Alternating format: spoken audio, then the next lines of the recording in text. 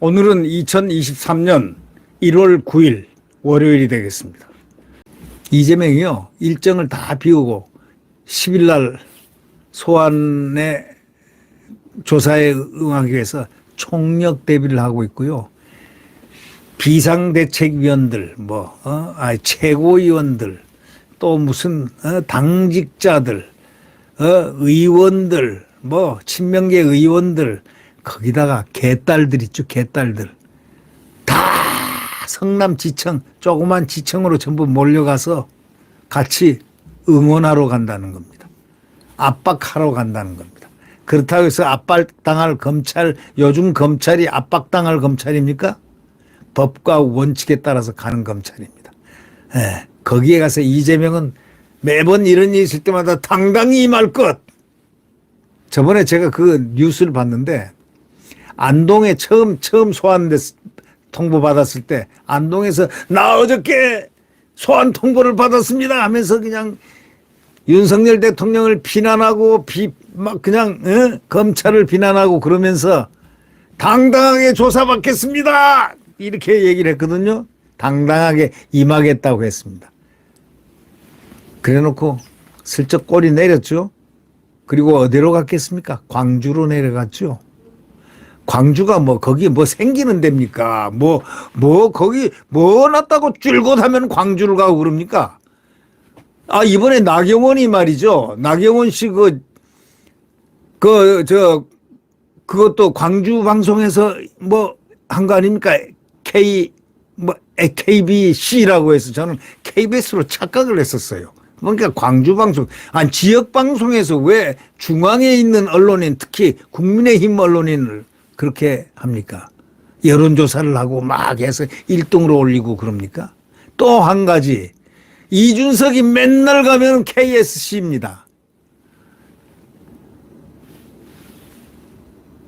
여기 유승민이도 KSC에서 항상 여론조사가 1등입니다. 가장 수치가 높습니다.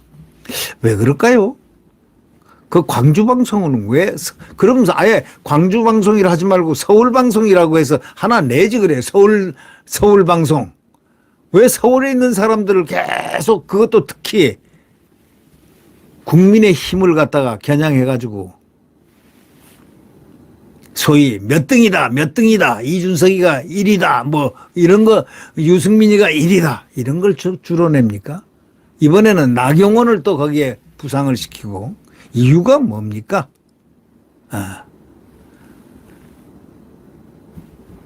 광주가 성지입니까?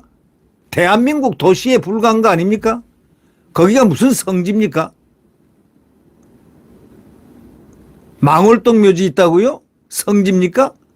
아니, 그러면 대한민국 가장 큰 동작동 현충원, 나라를 위해서 목숨을 바친 현충원, 또 각 현충원들이 다 있지 않습니까? 이천의 현충원, 어디 현충원, 대전 현충원, 모든 지역에 있는 현충원들은 뭡니까?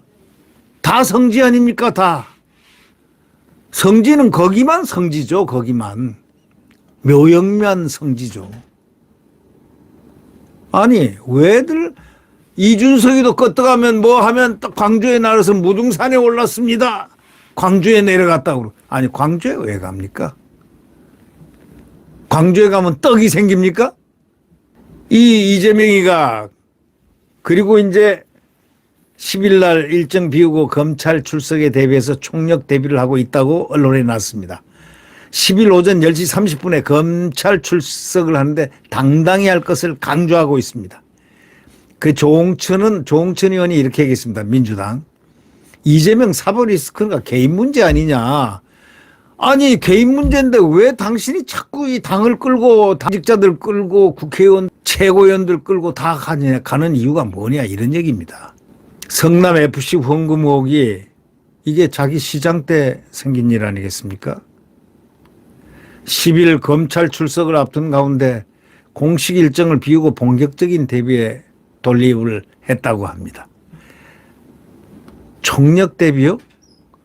총력 대비를 하든 무슨 뭘 하든 좀 조용하게 대비를 받지 그냥 온 당을 그렇게 출정시킵니다. 응원단입니까? 지난 2018년 문재인 정권에서 경기도 분당경찰서가 제3자 뇌물 제공 혐의로 고발장이 접수됨에 따라서 이 대표 수사에 착수했으나 2021년 9월에 증거 불충분 등의 이유로 무혐의 처리했습니다. 이후에 고발인 측이 이의 신청을 해가지고 사건은 성남지청으로 넘어가게 됐는데 이 과정에서 이른바 성남FC 수사 무마 의혹이 불거졌습니다.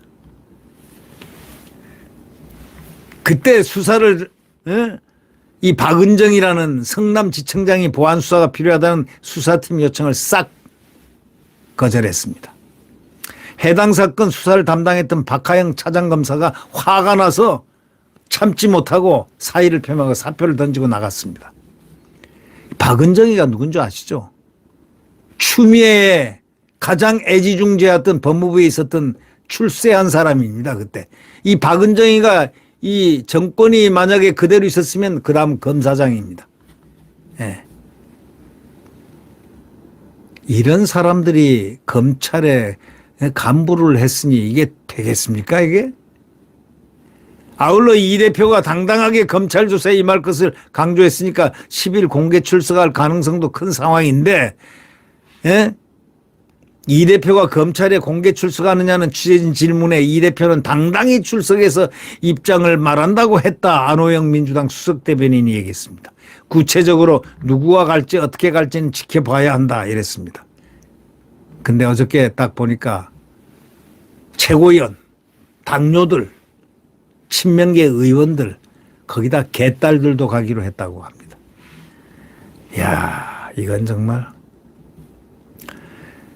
이 같은 당 그래서 조응천 의원이 당이 당당히 싸울 게 아니고 이재명 대표가 개인적으로 당당하게 싸워나가시길 원한다. 왜 자꾸 당을 끌고 들어가냐. 이렇게 같은 당 민주당 조응천 의원이 그렇게 얘기했습니다. 검사 출신이죠. 조응천 의원. 이 조응천 의원은 MBC 라디오에 나가가지고 당 차원에서 이 대표를 보호해야 한다고 주장하는 목소리는 일부 친명계 의원들과 지도부에서 나오는 것일 뿐이다. 이 대표의 사법 리스크에 대해서 당 차원에서 대응하는 것은 부적절하다. 이렇게 얘기했습니다. 결국 검찰의 소환 통보 이튿날 22일 지난 22일 검찰이 사전 협의도 없이 일방적으로 통보한 오는 28일 소환에는 응할 수 없다. 당당히 임한다고 안동 시민에게는 얘기해놓고 출석을 거부했습니다. 당당히 임하겠다. 당당히 임하겠다. 거기다가 또 아시죠? 정말 이 나라는 이재명의 왕국이 될 뻔했습니다. 이재명이가 대통령이 됐으면 정말 어떻게 될 뻔했겠습니까? 벌써 한미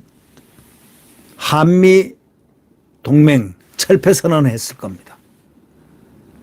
그리고 친북 친중 조중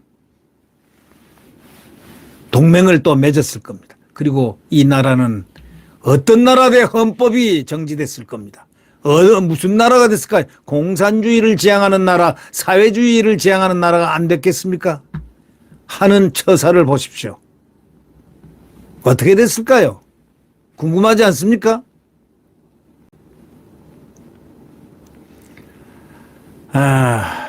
정말 이 나라가 위기가 닥칠 뻔했는데 윤석열 대통령이 위기에서 이 나라를 구했습니다.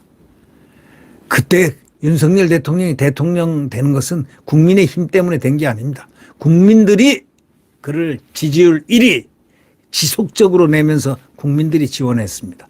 국민들이 뽑은 국민 대통령입니다.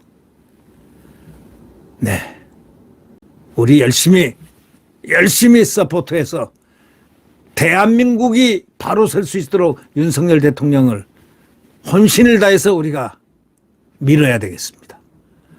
네. 구독 버튼과 엄지를 눌러주시면 감사하겠습니다. 여러분 안녕히 계십시오.